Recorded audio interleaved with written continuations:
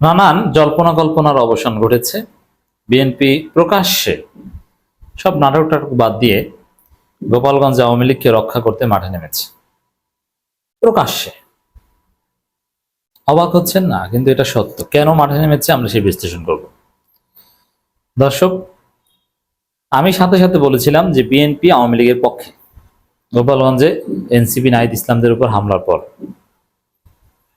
মির্জা ফখরুল একটা বিবৃতি দিয়েছিলেন, কিন্তু ওই বিবৃতি ওটা ছিল গান্ধীবাদী তথাকথিত বিবৃতি, মুখ রক্ষার বিবৃতি, মিনিমাম কার্টেজি। কিন্তু ইন রিয়ালিটি বিএনপি আসলে গোপালগঞ্জ আওয়ামী লীগের পক্ষে এবং এনসিপির বিরুদ্ধে। পরক্ষণেই বিএনপি নেতারা মন্তব্য শুরু করেছে যে আবেগের বশবর্তী কর্মসূচি দিচ্ছে এনসিপি, ওইভাবে গোপালগঞ্জ যাওয়া ঠিক হয়নি, ওটা নির্বাচন পেছনের ষড়যন্ত্র ইত্যাদি ইত্যাদি প্রকাশ্যে বলতে শুরু করেছে। সেটা তো হয়েছে। এখন গোপালগঞ্জ বিএনপি সংবাদ সম্মেলন করেছে যে গণগ্রেপ্তার চলছে। আচ্ছা, গণহারে এক জায়গায় প্রায় 10-12 হাজার লোক রাস্তায় নেমে বিশৃঙ্খলা করেছে এনসিপির উপর হামলার দিন। কোটালীপাড়ায় রাস্তা অবরোধ করেছে, গাছ কেটে রাস্তায় ফেলেছে, মানে একটা মৃত্যুপুরীতে পরিণত করেছে, যুদ্ধ বিধ্বস্ত একটা দেশে পরিণত করেছে, বিদ্রোহী একটা ভূখণ্ডের মতো আচরণ করেছে গোপালগঞ্জ।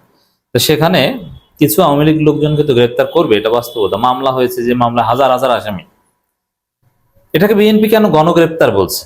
এমনকি গণ অধিকার পরিষদও দেখলাম যে গণগ্রেপ্তার বলছে, বলবেই তো। কেন? কারণ একটা দেখেন, তাহলে কি বিএনপির কথায় গণ অধিকার পরিষদও বলছে? না, গণ অধিকার পরিষদের সাথে বিএনপির কোনো মিল নেই। গণ অধিকার পরিষদ এখন জামাত চরমোনাই বলায়, বিএনপির সাথে তাদের মিল আর হবে না। গণ অধিকার পরিষদের কাউকে বিএনপি ছাড় দেবে না। কেন্দ্রীয় বিএনপি দিল, স্থানীয় বিএনপি গণ অধিকার পরিষদকে পিটিয়ে রাজনীতি ছুটাই দেবে। যেমন ভিপিনুর এলাকায় যেতে পারেন, তো এই যে কথা, বা এলাকায় সুন্দরভাবে তিনি চলতে পারেন না, মোটরসাইকেল নিয়ে এক জায়গায় আরেক জায়গায় যেতে পারেন না, বিএনপি আটকে দেয়। এটা হচ্ছে বাস্তবতা।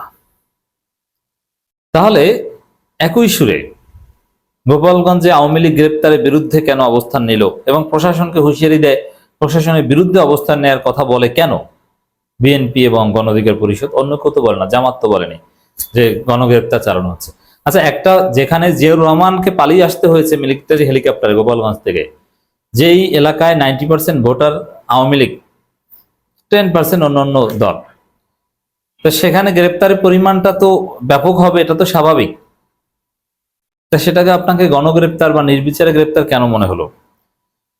এটার কারণ স্পষ্ট। গোপালগঞ্জ বিএনপি সংবাদ সম্মেলন করে যেটা দাবি করেছে গণগ্রেপ্তার চালানো হচ্ছে, যে যেহেতু 90% আওয়ামী লীগ আর 5% বা 4% বিএনপি, ওই 4-5% বিএনপি যদি গোপালগঞ্জে থাকতে চায়, তাহলে ওই 90% আওয়ামী লীগ ওদেরকে বলেছে তোমরা এগুলো থামাও, নাইলে কিন্তু তোমাদেরকে আমরা পিটাবো। যে গোপালগঞ্জে থাকতে চাও তাহলে প্রশাসনকে নিষেধ করো আমাদেরকে ধরতে, নইলে কিন্তু তোমাদেরকে আমরা ধরবো। গণ অধিকার পরিষদ 2-4টা ছেলে আছে, ওদেরকে হয়তো বলেছে যে আমাদের বিরুদ্ধে অভিযান, গ্রেপ্তার অভিযান এগুলো বন্ধ করতে বলো, নইলে কিন্তু তোমাদেরকে বলবো, তোমাদেরকে ধরবো। এভাবে ভয় দেখায়। আর সেই ভয়ে বিএনপি গণ অধিকার পরিষদ আওয়ামী লীগকে রক্ষা করতে নেমেছে। বলছে যে না, আওয়ামী লীগকে কিছু বললেন না, আর বাকিটা উজ্জ্বল, তাহলে কিন্তু আমাদেরকে মারবে, কিছু বললে পরে মারবে, আছে না, সুযোগ পেলে মারবে, রাতে মারবে, ঘুমাইতে গেলে মারবে, আছে না এরকম অনেক ঘটনা। ওইরকম বিএনপি ভীতু, ভয় দেখিয়েছে। গোপালগঞ্জের 90% আওয়ামী লীগ, 3-4% বিএনপিকে ভয় দেখিয়েছে যে তোমরা ফিরাও, নইলে খবর আছে। বিএনপির যুগ্ম মহাসচিব শহীদুদ্দিন চৌধুরী এনি বলেছেন, বিএনপি সারা দেশে প্রোগ্রাম দিয়েছে জনসংযোগ, মানে এনসিপি সারা দেশে প্রোগ্রাম দিয়েছে জনসংযোগের। হঠাৎ তারা প্রোগ্রাম দিয়েছে মার্চ টু গোপালগঞ্জ। আচ্ছা, মার্চ টু গোপালগঞ্জ দিয়েছে মানে এত দরদ কেন গোপালগঞ্জবাসীর প্রতি, বিশেষ করে গোপালগঞ্জ আওয়ামী লীগের প্রতি? মার্চ টু গোপালগঞ্জ দিয়েছে, তাতে আপনার কি?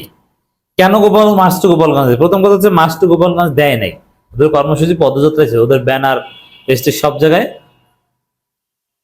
পদযাত্রা ছিল এক। আর মার্চ, এটা সার্জিস আলম বলেছেন যে মার্চ টু গোপালগঞ্জ, এটা কেউ কেউ বলেছেন। আর এটা বললেও কনসেন্সে বলেছেন, হিসাব সহজ, ক্লিয়ার হিসাব বলেছেন এই সেন্সে যে ওরা এখনো আমাদের স্বাধীনতা মানেনি, দ্বিতীয় স্বাধীনতা মানেনি। এরকম ইতিহাসে আছে, যেমন বাংলাদেশে 71 সালের পর 72-এর জানুয়ারি ফেব্রুয়ারি পর্যন্ত কোনো কোনো ভূখণ্ড স্বাধীন হয়নি, পাকিস্তান পন্থীদের নিয়ন্ত্রণে ছিল। আমাদের বৃহত্তর বরিশালের পিরোজপুরের সারসিনা মাদ্রাসা, সেটাই 16 ডিসেম্বরের পরও পাকিস্তানের পতাকা উড়েছে সেখানে। জানুয়ারি 10 তারিখ পর্যন্ত সেখানে পাকিস্তানের পতাকা উড়েছে বলে বিভিন্ন তথ্য পাওয়া যায়। এরকম আরো অনেক জেলা আছে যেগুলো মুক্ত হতে সময় লেগেছে। তো এখন গোপালগঞ্জ আমাদের দ্বিতীয় স্বাধীনতা মানেনি, তারা বিদ্রোহ করছে। তারা এখনো হাসিনার কথা চলে, পালাতক হাসিনার কথা চলে, হাসিনা রক্ষার আন্দোলন করে। তো সেই জায়গায় মার্চ টু গোপালগঞ্জ দিলে তো বিএনপির উচিত সমর্থন করা সেটা। এবার আপত্তি করছে কেন? এটা খুবই দুঃখজনক। দর্শক, শহীদউদ্দিন চৌধুরীও এ নিয়েও এখন উল্টোপাল্টা কথা বলা শুরু করেছে। আর মার্চ টু গোপালগঞ্জ, মার্চ মানে কি মারামারি? ওখানে পদযাত্রাকেও অলমোস্ট সিনোনিমাস। যদি কেউ বলতো যে আমরা মার্চ করে অমুক শেখ মুজিবের কবর ভেঙে ফেলবো, তাহলে এটা আপনি বলতে পারতেন। কিন্তু কোনো ভাঙচুর ধরবো অমুক কিচ্ছু না। মার্চ টু গোপালগঞ্জ মানে কি আমরা গোপালগঞ্জে পদত্যাগ করবো, ওরা ওইটাই বুঝিয়েছে, সিনোনিমাসলি ব্যবহার করেছে। জাস্ট একটু ভাষাটা একটু হয়তো বা ওজন একটু বেশি, এই অন্য তো কিছু না। সেই জায়গাটায় শহীদউদ্দিন চৌধুরী এনিদের আপত্তি কেন? বিএনপি সবার আপত্তি, সালাউদ্দিনদের আপত্তি স্পষ্টই বলেছেন, রুহুল কবির রিজভীদের আপত্তি, মানে তারেক রহমান যাদেরকে দিয়ে কথা বলেন সবারই আপত্তি। তা বোঝা যায় আপনারা আসলে গোপালগঞ্জ আওয়ামী লীগকে রক্ষা করতে মাঠে নেমেছেন। এনসিপিকে উদ্দেশ্য করে এনি বলেছেন, মুজিববাদের যদি কবর দিতে হয় গোপালগঞ্জ যাওয়ার দরকার নেই, মুজিববাদের কবর মুজিববাদে দিয়েছে। না, মুজিববাদের কবর এখনো হয়নি, মারা গেছে কিন্তু দাফন বাকি আছে, এবং সব মারা যায়নি, অনেকে যে কোনো সময় জেগে উঠতে পারে। অতএব এই জন্য এই মুজিববাদের কবর মুজিববাদ দিয়েছে এটা না। তাহলে গোপালগঞ্জে আপনার মাইর খেয়ে আপনাদের নেতা নিহত হলো কেন স্বেচ্ছাসেবক দলের? এর কোনো জবাব দিতে পারবে না। তো দর্শক, মুজিববাদকে রক্ষা করতে বলছি না, ওখানে যাওয়ার কি দরকার? আবার বিএনপি আসলে মুজিববাদের পক্ষে। যেমন বিএনপি নেতা ফজলুর রহমান বঙ্গবন্ধু শেখ মুজিবুর রহমানকে আব্বা মানে, বঙ্গবন্ধু ছাড়া কথা বলে না, এবং কত বড় নেতা মানে আপনারা দেখেছেন। বঙ্গবন্ধুর বিরুদ্ধে কেউ বললে খেপে যায়।